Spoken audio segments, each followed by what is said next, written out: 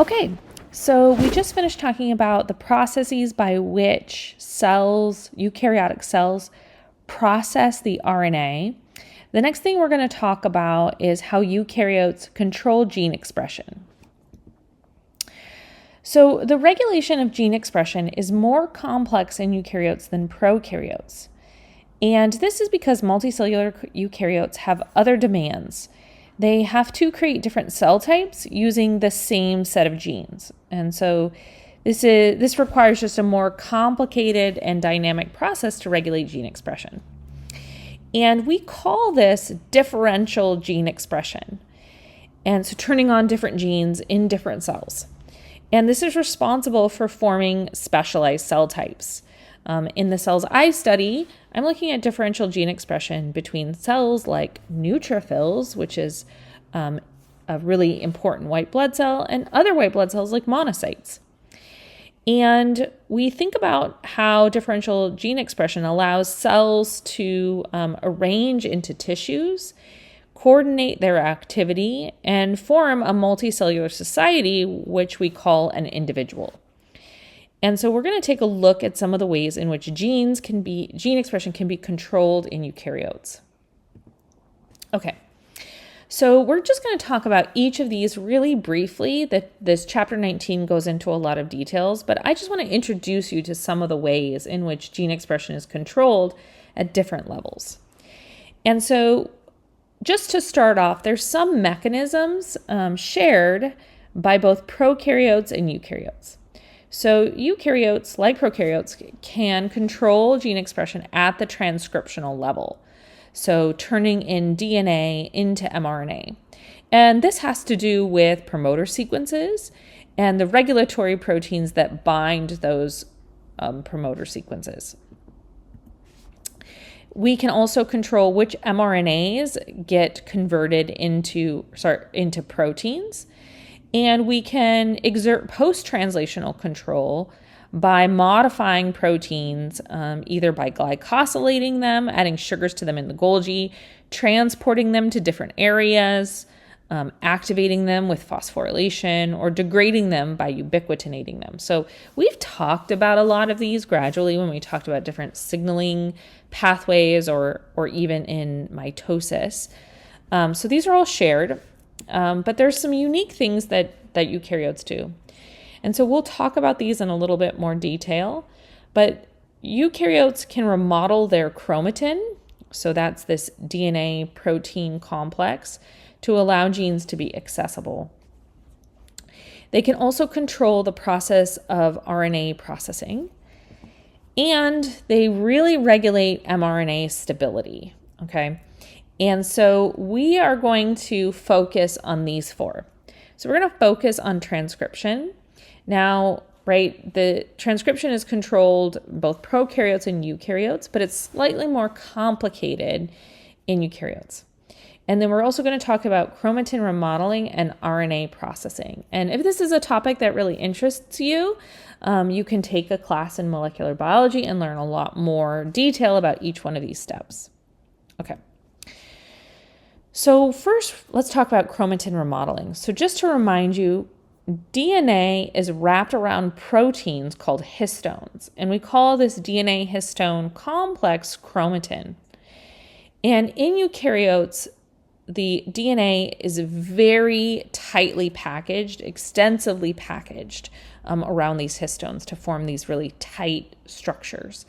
In prokaryotes and bacteria, it's a lot looser. So because of this tight packaging, a stretch of DNA containing the promoter actually has to be released. So we think of DNA being in this condensed or closed state, and it must be decondensed to an open state to allow RNA polymerase to make contact with the promoter for transcription to begin.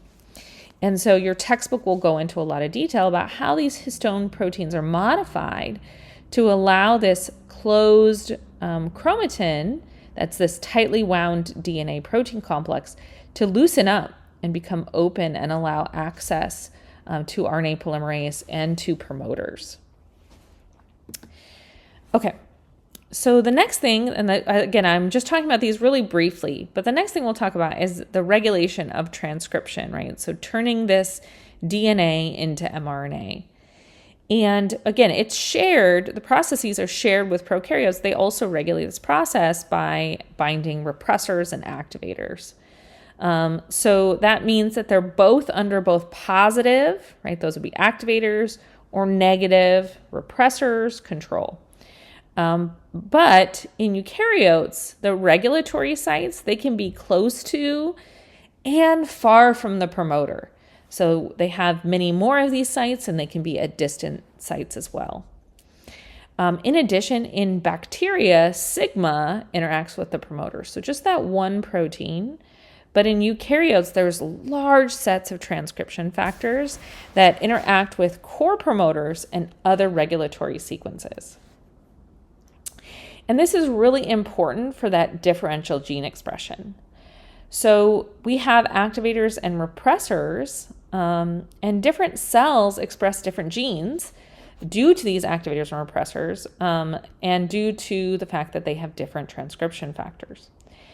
And each transcription factor must be able to recognize and bind to a specific DNA sequence.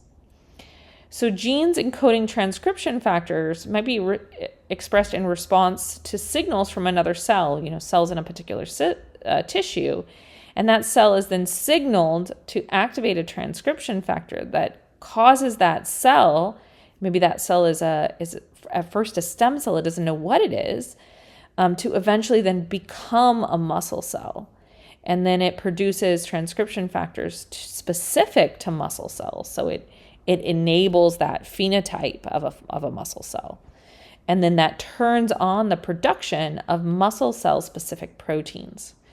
And so this differential gene expression and the role of these transcription factors is really important for multicellularity. So the final kind of mechanism we'll hone in on is RNA processing. So just to remind you, we talked about this in the last video. When a transcript is made in eukaryotic cells, it's made as a primary transcript or a pre-mRNA. And we have these introns in the trash that need to get excised, and the exons need to be fused together to make this mature mRNA that can leave the nucleus. But it's not that simple because even though this process occurs extensively in eukaryotes, we can actually have different combinations of exons, right? So in a primary transcript, we can actually decide we don't want this middle piece, we just want these two ends. And this process is called alternative splicing. So here's a picture in your textbook that kind of begins to get at this concept. And so here's the tropomyosin gene. This is a protein or a gene that's expressed in skeletal muscle, smooth muscle, in the liver and in the brain. And you can see here by looking at this protein has, or this gene has 13 exons. And between those 13 exons are different introns, and the introns are always shown in this light yellow color. And so the introns are excised, but often so are some of the exons. So let's take these two different proteins. So these are two proteins that are both expressed in muscle cells, in the same skeletal muscle cells. And it comes in different, we call them different isoforms. So we have A and B. Now, each of these have exon 1, 3, 4, 5, 6, 8, 9, and 10, 11, and 12. So out here 12. But then B also includes this exon number 13. And so the cell can decide how and these will produce different proteins. They're functionally different, right? And they can serve different purposes. And then in different tissues, we might skip 11 and 12 exons and end up with an entirely different protein. So this is an example of RNA splicing. So over 90% of human sequences for primary mRNA transcripts do undergo alternative splicing.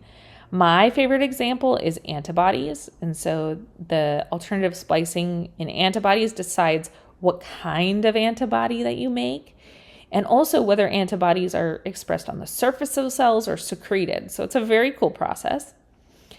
And to point out, if you're really thinking about this, what this means is that mature mRNA and proteins actually outnumber genes. So we have many more mRNA and proteins than we have actual genes because of RNA splicing. So the definition for genes has really been redefined as nucleotide sequences that allows for production of one or more polypeptides, because these are all different polypeptides. So to summarize what I've told you in this video, gene regulation in multicellular organisms is important for differentiation, communication, and coordination. Eukaryotes can regulate gene expression at many levels. Those that are shared with prokaryotes are transcriptional regulation, translational, and post-translational.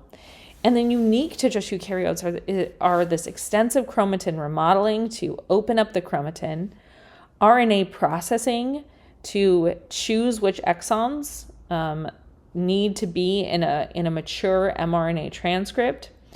And then I didn't talk about it in much detail, but eukaryotes really regulate mRNA stability with these small RNAs, and this is a really cool research topic.